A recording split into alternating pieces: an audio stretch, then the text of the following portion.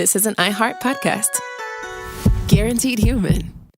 With no fees or minimums on checking accounts, it's no wonder the Capital One bank guy is so passionate about banking with Capital One. If he were here, he wouldn't just tell you about no fees or minimums. He'd also talk about how most Capital One cafes are open 7 days a week to assist with your banking needs. Yep, even on weekends. It's pretty much all he talks about, in a good way. What's in your wallet? Terms apply. See CapitalOne.com/bank. Capital One, N.A., member FDIC. Hi, Kyle. Could you draw up a quick document with the basic business plan, just one page, as a Google Doc, and send me the link? Thanks. Hey, just finished drawing up that quick one-page business plan for you. Here's the link. But there was no link. There was no business plan. I hadn't programmed Kyle to be able to do that yet. I'm Evan Ratliff, here with a story of entrepreneurship in the AI age. Listen as I attempt to build a real startup run by fake people. Check out the second season of my podcast, Shell Game, on the iHeartRadio app or wherever you get your podcasts. Brought to you by the reinvented 2012 Camry. It's ready. Are you? Welcome to Stuff You Should Know from HowStuffWorks.com. Hey, and welcome to the podcast. I'm Josh Clark. With me is Charles W. Chuck Bryant, and this is Stuff You Should Know. Ding, ding, ding, ding, ding, ding. Just did my little best anchorman move. Yeah. Getting the papers all in order. Yeah. Reading the prompter. Why wouldn't that be great? I don't feel so funny these days, man. Well, we need to get the teleprompter writer to juice up your jokes. I agree. Everyone knows that, right? We don't actually make any of this stuff up. We had somebody write the show and we read it. This is a verbatim. very well-rehearsed, practiced, labored podcast. That's right. How's it going, buddy? Good? Yeah, it's good. I think this is the second of two good topics today. Yeah. Part 1, asexuality. Uh-huh. Part 2, banning books. Yeah. What do they have to do with each other? Nothing. I thought I saw a common thread, and now that I've looked, I've forgotten it, but Oh, yeah? there was something. Discrimination, maybe. I guess so. Maybe. We'll find out. It'll pop up, possibly. It'll be like the Pee-wee's secret word of the day. Oh, yeah. Isn't that what it was called? I think so. Man, that guy was cool. So you got an intro proper for this, or? Chuck, Yes. are you familiar with the last week of September? I am. You are? You've Yeah, been through it before? Yeah, it's after the third week Yeah. and before the first week of October. That's exactly right. Yes. It just so happens that very week is Banned Book Week. Did not know that existed. Well, it does. Till today. It does. Yeah. Yeah. pretty You great, haven't heard too. of Banned Book Week before? No. I have. I've seen like the subversive displays outside of B. Dalton booksellers. And, Right. you know, and basically the whole point of it is like, hey, people have tried to ban these books, so make sure you read these because it means that there's somebody out there who doesn't want you to. That's right. Hey, look what I've got. I've got To Kill a Mockingbird over here. Yeah, that's a big Tempted? one. Yeah. Yeah. So the whole point of Banned Books Week is to celebrate intellectual freedom. That's right. Because there are people out there who would take that away from you if they could. Yeah. We know it. You go back and listen to some of our podcasts. There's certain words that were beeped out because the man has us under his thumb. Dang Skippy. Yeah. So I would strongly recommend. It's coming up. By the time this thing gets released, we'll be in September. That's right. We should probably post something about Banned Book Week when it comes, okay? Yeah, September 30th through October 6th, actually. So it's really the first week in October this year. Oh, that's weird that they would put it the last week of October. Yeah, the first week of October, yeah. Or last week of September. Yeah. Yeah. Oh, that was confusing for a second. Let's talk banned books, man. More than 11,000 books have been challenged since 1982, Josh. That's just since 82. They've been, I was reading about The Catcher in the Rye. It came out in, wow, man, I wish I knew. It came out in either the late 50s or the early 60s. The late 50s or 1960. Okay. Because in 1960, a teacher who assigned it to his class for reading got fired. Really? Yeah. It's one of my favorite books. Is it? Yeah, and it's one that I've reread several times over the years, and it always takes on a little different meaning depending on my age, which is interesting, yeah. Have you read The Catcher's Companion? No, we got that as a gift, right? Uh-huh. No, I haven't read it yet. It's pretty neat. It's just like footnotes and extrapolations Right. and explanations. Like this guy went into the world of Catcher in the Rye and like made footnotes of the whole thing. I definitely need It's to actually check that thicker than The Catcher in the Rye. 1951, by the way. Okay, so 51. Yeah. Within 9 years, somebody lost their job because they assigned that book to read. Wow. That's pretty common. Usually with book banning, it comes out of the public school system. Yeah, and libraries. Less so libraries, though, right? Well, it's usually school libraries. No, less so public libraries. Public libraries, right. So if you go on the internet and you look for banned books, you're going to find a lot of confusion. There's this body called the American Library Association. Yeah. And a lot of people think that they're in charge of banning books. That's absolutely the opposite of the truth. The American Library Association is it's basically the librarians' lobby. Yeah. And they're committed to no censorship whatsoever. Yeah, ask any librarian, and they're going to probably be in favor of not banning books. Right. As a matter of fact, the ALA maintains a Library Bill of Rights, and in this Library Bill of Rights is a provision for the free access to libraries for minors, which basically says this. We have a bunch of books that we're not going to make any judgments on. If we have a book that you don't want your kid to read, it's your job as their parent to monitor what they read, and you can decide what they read or not, but that's it. Right. Your opinion doesn't extend to anyone else's kids. So that means that if you want to ban a book, we're going to tell you no, because you're responsible for your child, but not everybody else's child too, which means, in short, that the ALA doesn't censor books. Right.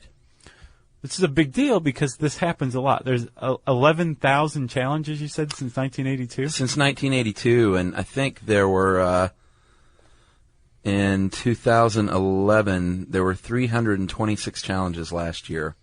A few of these are the Color of Earth series by Kim Dong-hwa, and the reasons why: nudity, sex education. The Hunger Games trilogy. Yeah. My Mom's Having a Baby, a kid's month-by-month guide to pregnancy. We certainly don't want our kids to learn anything about that. No, especially not with Mom. Brave New World by Huxley. Insensitivity, nudity, racism. Yeah. To Kill a Mockingbird, like we mentioned. Harper Lee's classic because of offensive language and racism. And those are just a few of the 10 most challenged books of last year. Right. You'll also find in just about every list the most challenged series since 2000 is the Harry Potter books.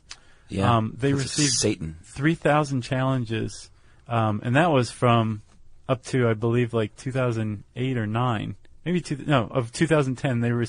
From 2000 to 2010. Yeah, they received 3,000 challenges, and it was because it had satanic overtones or undertones, one of the two. That's how, or midtones. People challenging it felt, at least. So for the most part, when you see a book being challenged or banned, it's because people are concerned about its influence on children. But as we've seen, the American Library Association says, "Hey, man, kids, there should be free access to information for kids." Yeah, Judy Blume's Forever is one that's always on the list too, for that reason, because it deals with a young girl's burgeoning sexuality and the confusion and the awkwardness and the thrill that comes along with that. Yeah. And that one is, what? That was a great description. Was it? Yeah, from a 41-year-old man with a beard. Well, dude, I was 14 once. Girls and boys are all like, we were all scared and awkward and thrilled. So how do you do this, man? How do you issue a formal challenge to a book? And what does that consist of? What does it mean? It means that you have gone to a library, a single library, and said, I want to challenge this book. And the librarian decides whether or not to ban it. So it's as simple as that. That's how book banning works.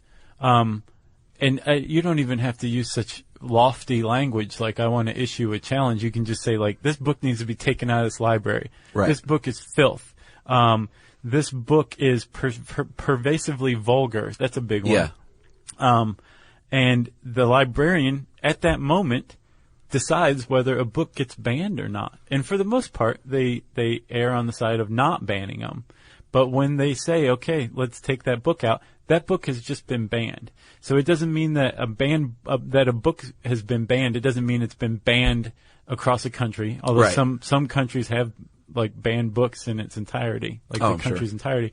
But in the U.S. and in the modern world, it usually means that somewhere in the United States, there's a group of people, whether it's kids in a school district or people who are served by a public library, who don't have access to a certain book because one person found it offensive and convinced the librarian to make the decision for everybody else based on that person's objections. That's a banned book. Yeah, person or persons. A lot of times it's a group will get together with like a list even, and they'll rally the troops and say, come on out from your homes and let's get together and submit a list. And the librarians, like you said, most times will say no because they generally have the courts on their side if it gets to that point. Yeah. For the most part, the courts like to defend the right, the First Amendment. Yep. But I mean, think about that pressure, especially if like you are a school librarian and the school board is telling you like, hey, don't forget we employ you and we're telling you. Sure. Remove this book. And the librarian's like, no. TS. That's against the First Amendment. Yeah. So. Should we talk about some of the laws? I think we should. Do you want to talk about the history of it? Yeah. Who wrote this one? I think this was Conger too. I don't think so. Oh, no? Yeah, it was a freelancer. Oh, okay. Basically since the days of Socrates, they've been trying to ban teachings of some sort or the other. He was heavily scrutinized, and back then, if you wanted to ban something, you just burned the few copies of it that existed. Right, and it was no problem. He was made to drink hemlock for what he sure. taught. Yeah. But yeah, if there's 2 copies of a book in existence and you get both copies and you set them on fire, done. Problem solved. Consider it banned. And then what happened? What came along? Well, the printing press, and all of a sudden you had to officially try and ban a book because there were too many to gather up and burn. And you remember the Star Chamber starring Michael Douglas? Did you ever watch that? No. Oh, okay. They were the real Star Chamber. Did you? There was a real. Yeah. Okay. So the real Star Chamber, that was I think created in Stuart, England, Stuart era England. Oh man, I probably shouldn't even say that because I'm not sure. Oh really? In England in the 17th century, there was a group of judges that were in charge of they were like the elite judges. Right. They were the censor board, basically, was one of their roles. And then Henry VIII came along and got rid of them. Right. But he started his own kind of censorship with licensing laws that basically said that the state had the opportunity to censor things before they were even published. So that was one of the earliest forms of straight-up book banning or book censorship. Good point. It happened a long time ago. Yeah. Hi, Kyle. Could you draw up a quick document with the basic business plan, just one page, as a Google Doc, and send me the link? Thanks. Hey, just finished drawing up that quick one-page business plan for you. Here's the link. But there was no link. There was no business plan. It's not his fault. I hadn't programmed Kyle to be able to do that yet. My name is Evan Ratliff. I decided to create Kyle, my AI co-founder, after hearing a lot of stuff like this from OpenAI CEO Sam Altman. There's this betting pool for the first year that there's a one-person billion-dollar company, which would have been unimaginable without AI, and now will happen. I got to thinking, could I be that one person? I'd made AI agents before for my award-winning podcast, Shell Game. This season on Shell Game, I'm trying to build a real company with a real product run by fake people. Oh, hey, Evan. Good to have you join us. I found some really interesting data on adoption rates for AI agents in small to medium businesses. Listen to Shell Game on the iHeartRadio app or wherever you get your podcasts. The moments that shape us often begin with a simple question. What do I want my life to look like now? I'm Dr. Joy Harden Bradford, and on Therapy for Black Girls, we create space for honest conversations about identity, relationships, mental health, and the choices that help us grow. As cybersecurity expert Camille Stewart-Gloucester reminds us, we are in a divisive time where our comments are weaponized against us. And so what we find is a lot of Black women are standing up and speaking out because they feel the brunt of the pain. Each week, we explore the tools and insights that help you move with purpose, whether you're navigating something new or returning to yourself. If you're ready for thoughtful guidance and grounded support, this is the place for you. Listen to Therapy for Black Girls on the iHeartRadio app, Apple Podcasts, or wherever you get your podcasts. So should we get to some landmark cases over the years? Sure. 1982, Board of Education, Island Trees School District, VPCO. Yeah. That's a mouthful. They said basically that you couldn't remove library material just because, like, a school official doesn't agree with the ideas. They said that the books on their list were, quote, just plain filthy. So they wanted them removed, yeah. Some people said, no, we're going to sue you for that. Well, the Supreme Court said so. Basically, it has to be pervasively vulgar, I guess is why they use those words. Yeah. Because that's what they can actually ban a book if who finds it that. Like, I think society, basically. Oh, sure, that's easy to figure out. Well, for the most part, as far as books go, for banning a book, it's really tough to do. Once it reaches the Supreme Court, they're going to be like, no, it's a book. Put it back. It's obscenity that's not protected at all. Right. Well, because the kicker there is the number 3 rule that they decided, should be used to determine if something is, I guess, filthy, was it could contain no literary, artistic, political, or scientific value. And that's the one where, you can pretty much claim any book has value like that. That's how we have hardcore pornography still. That's right. So you can say this is art. That's true. So that case, that 1982 Island Trees case, or PICO case, I don't know what they call it, that was a really big deal because it took place in a school library. And it basically, the Supreme Court said, school libraries are special places. Schools are places of inquiry. Yeah. And so their repository of knowledge, meaning their library, has special protection. Like, we understand that you're worried about the children's minds being corrupted, but you don't get to decide that. Like, this is information that's out there, and as long as it's basically not like hardcore pornography, child pornography, obscenity, like, it has every right to be in there under the First Amendment. Amen. It was a big deal. It was a big deal. So was 1988. I remember this one because I was on a newspaper staff at the time. Oh, yeah? And I got interviewed for the news. Oh, yeah? Yeah, like the local news came out.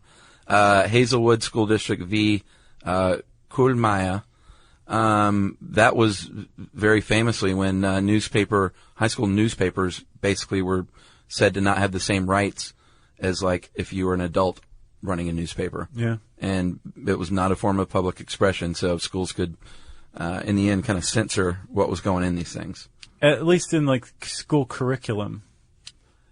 Oh, I thought it was in the paper.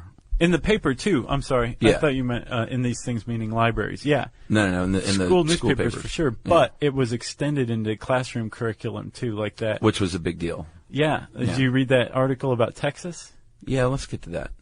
You want to? Yeah. Okay, so Texas has this very controversial textbook review committee that wields a lot of power because Texas is the biggest textbook buyer in the country.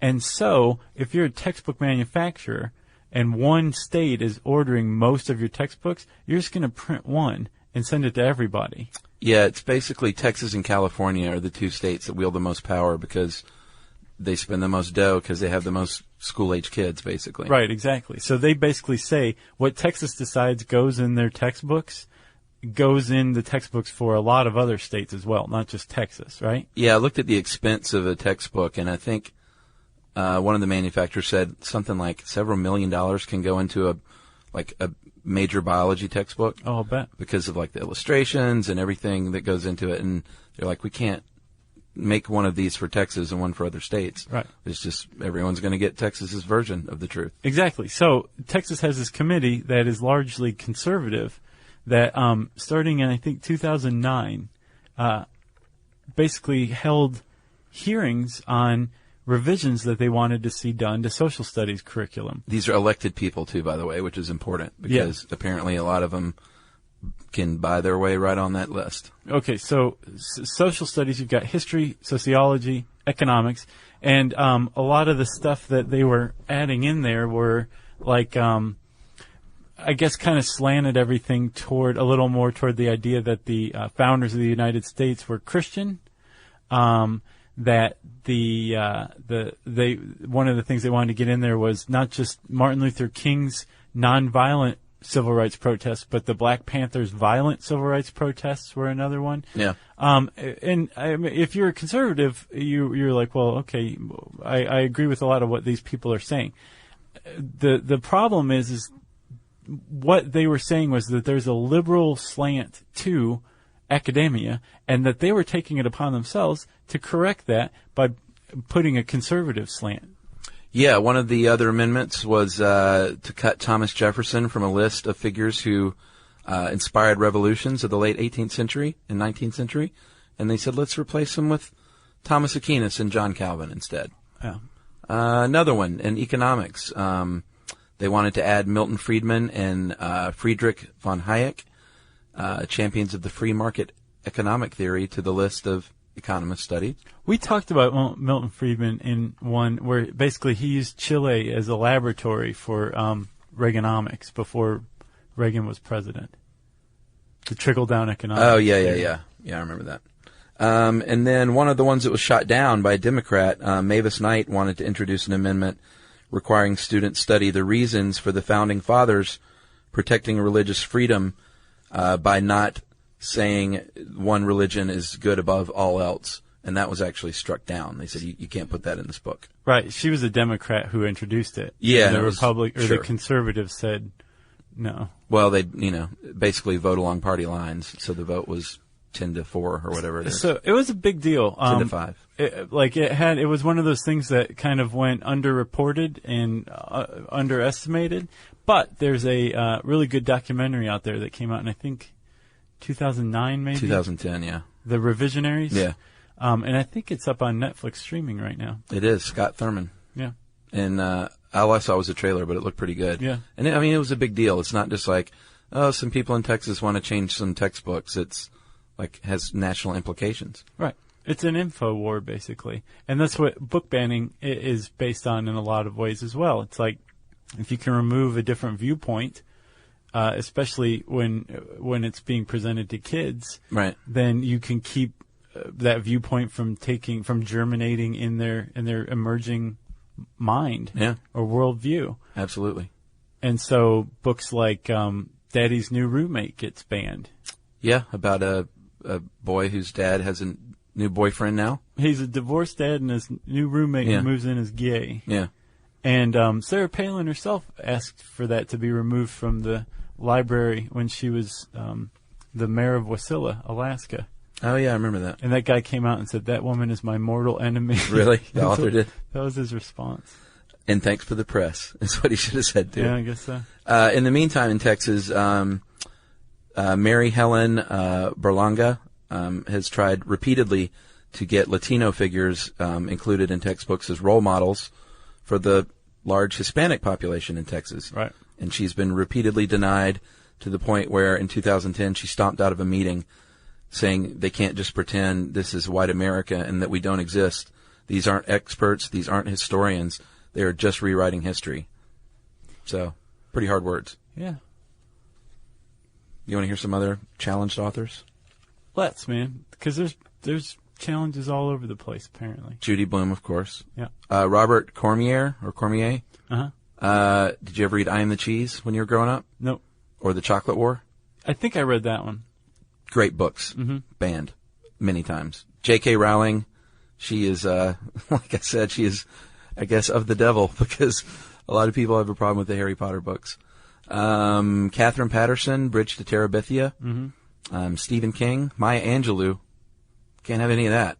Yeah, the Alabama State Textbook Committee said that I Know Why the Caged Bird Sings encourages bitterness toward white people. R.L. Stein, who is sort of like a Stephen King for kids. Yeah, Goosebumps. Yeah, and I think I actually worked on one of his little TV shows, The Nightmare Room. Oh, yeah? Or, was it Nightmare Room? I think so. Yeah, back in the day.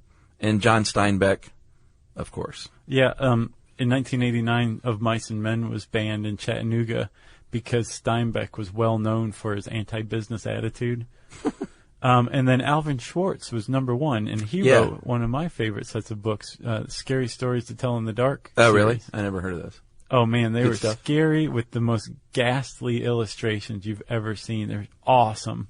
And are those banned just because they're scary and ghoulish? I guess so. No, it's probably satanic too. Gotcha. Hi, Kyle. Could you draw up a quick document with the basic business plan, just one page, as a Google Doc, and send me the link? Thanks.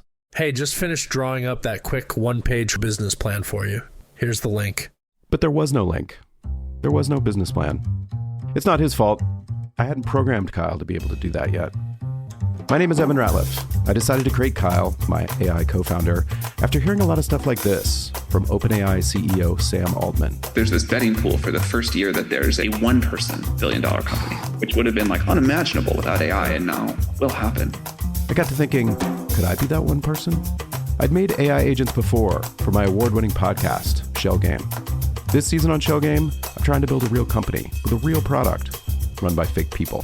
Oh, hey, Evan. Good to have you join us. I found some really interesting data on adoption rates for AI agents in small to medium businesses.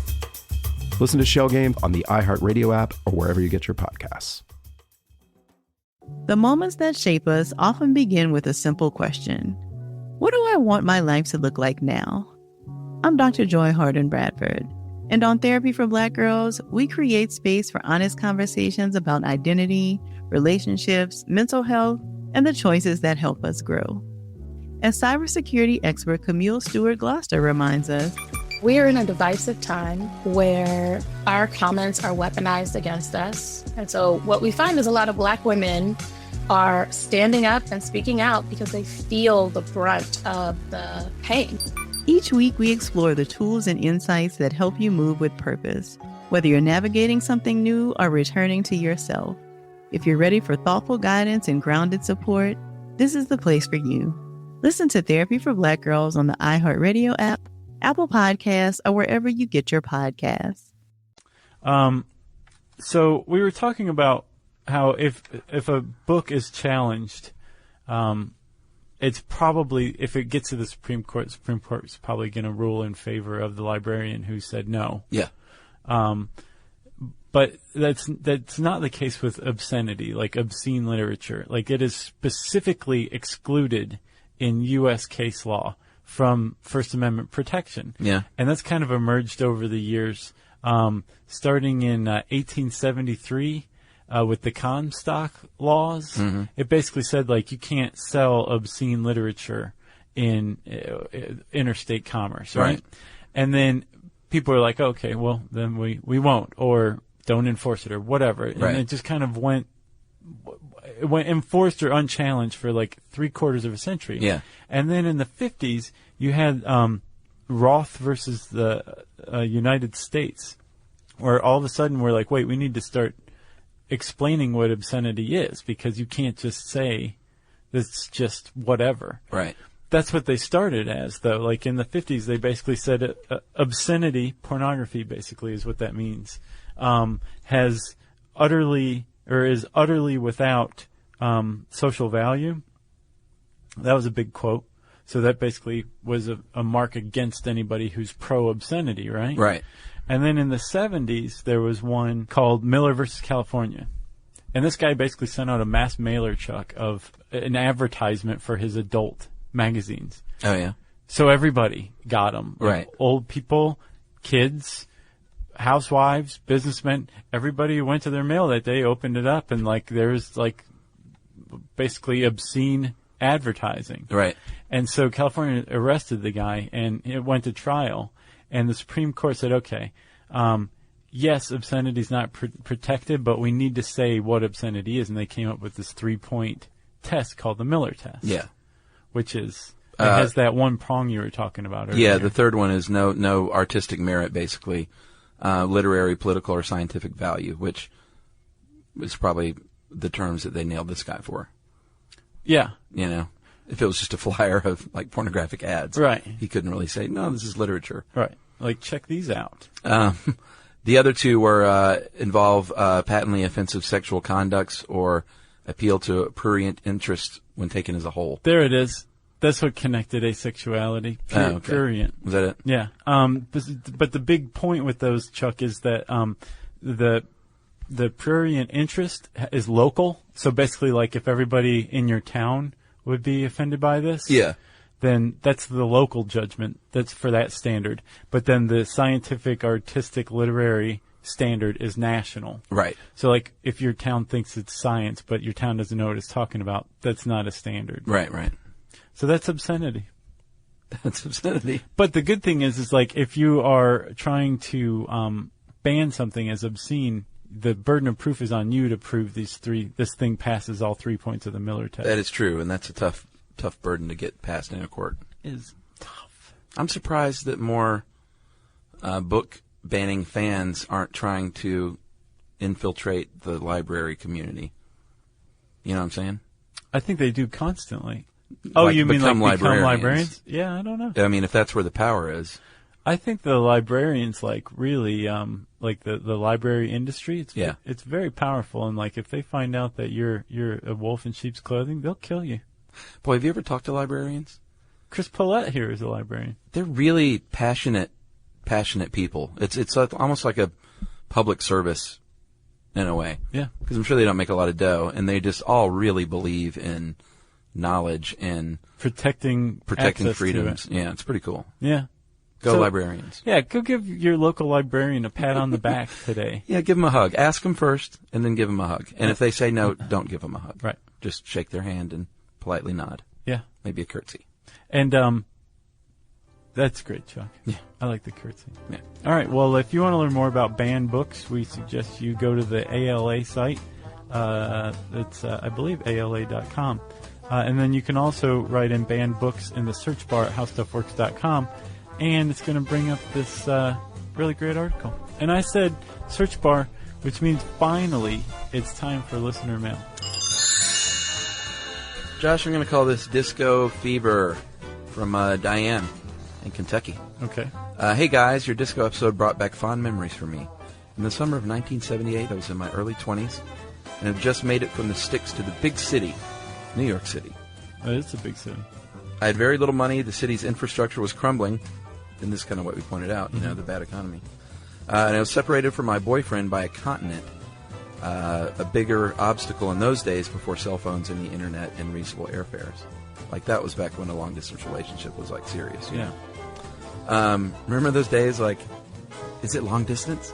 Like, don't talk too long, it's long distance. Right, yeah. Now it's like, what? Yeah, I forgot about that. Or 10-10-220 or whatever. Oh, like certain times of day were cheaper or something? No, there's like a number you could dial. Oh, yeah, yeah. Like real cheap long distance. Yeah, I remember that. 10-10-220, I think is what it was. I was questioning the decisions I had made in my life, and it was pretty much a struggle for me, but I had disco. I would go with a guy friend to a place on 3rd Avenue that was more or less the equivalent of an Applebee's with disco music and a dance floor, complete with disco ball.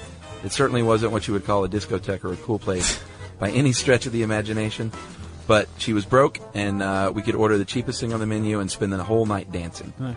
I was completely oblivious to any social or cultural implications of the music, but just knew that it was cheap entertainment and so much fun.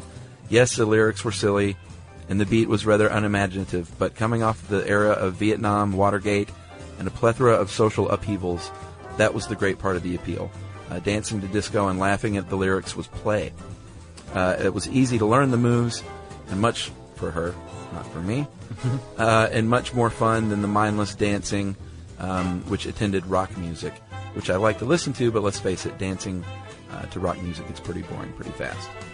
I don't know if I thought it was the best disco song, but one of the most fun and exhilarating and inanely silly for me was Donna Summer's MacArthur Park. Still brings a smile to my face just thinking about it. See, I didn't know Donna Summers did MacArthur Park. I gotta listen to that. And that was Diane Raleigh in Louisville, Kentucky. Huh. So glad we could bring back some good memories there for you. Yeah, thanks a lot, Diane. That's awesome. And we've heard from a lot of people who are like, guys, you're saying that if I hate disco, it's because I'm homophobic? Don't be stupid. No, we didn't say that specifically. We said if you hate disco outright with a burning passion, but for no real reason, you can't really tell why it's getting to you like this, maybe it's time to step back and examine it. Sure. We also said that there's plenty of room for people who just don't like disco, just don't like the music, and it doesn't mean you're homophobic. So lighten up and listen more clearly. If you want to get in touch with me and Chuck, you can tweet to us. Twit. To SYSK Podcast. You can also join us on Facebook.com/StuffYouShouldKnow. You can also read us the Riot Act via email at stuffpodcast@discovery.com.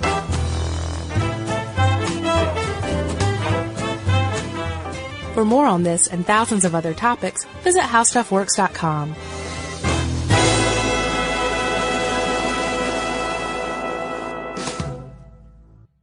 Brought to you by the reinvented 2012 Camry. It's ready. Are you? Hi, Kyle. Could you draw up a quick document with the basic business plan? Just one page, as a Google Doc, and send me the link? Thanks. Hey, just finished drawing up that quick one-page business plan for you. Here's the link. But there was no link. There was no business plan. I hadn't programmed Kyle to be able to do that yet. I'm Evan Ratliff, here with a story of entrepreneurship in the AI age. Listen as I attempt to build a real startup run by fake people. Check out the second season of my podcast, Shell Game, on the iHeartRadio app or wherever you get your podcasts. All right, son. Time to put out this campfire. Dad, we learned about this in school. Oh, did you now? Okay. What's first? Smokey Bear said to. First, drown it with a bucket of water, then stir it with a shovel. Wow, you sound just like him. Then he said, if it's still warm, then do it again. Where can I learn all this? It's all on SmokeyBear.com with other wildfire prevention tips. Because only you can prevent wildfires. Brought to you by the USDA Forest Service, your state forester, and the Ad Council. This is an iHeart podcast. Guaranteed human.